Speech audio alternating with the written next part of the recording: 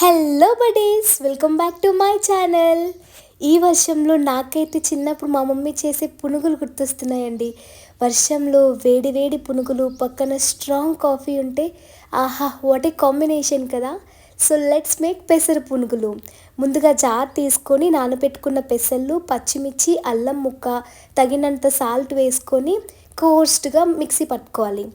ఇప్పుడు దానిలోకి చిన్నగా కట్ చేసుకున్న ఆనియన్స్, కాస్త శనగపప్పు, 2 టేబుల్ స్పూన్స్ ఆఫ్ కార్న్ఫ్లోర్ వేసి బాగా కలుపుకోవాలి.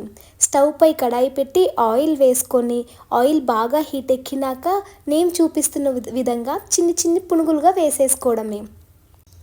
ఈ పునుగులు గోల్డెన్ కలర్ వచ్చే వరకు రౌండ్గా అట్లా అట్లా తిప్పుతూ ఫ్రై చేసేసుకోవాలి.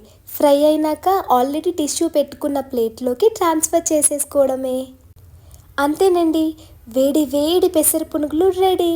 వీటిని మీ లవ్డ్ వన్స్తో కూర్చొని కబుర్లు చెప్పుకుంటూ తింటూ ఉంటే ఆ ఫీలే వేరు.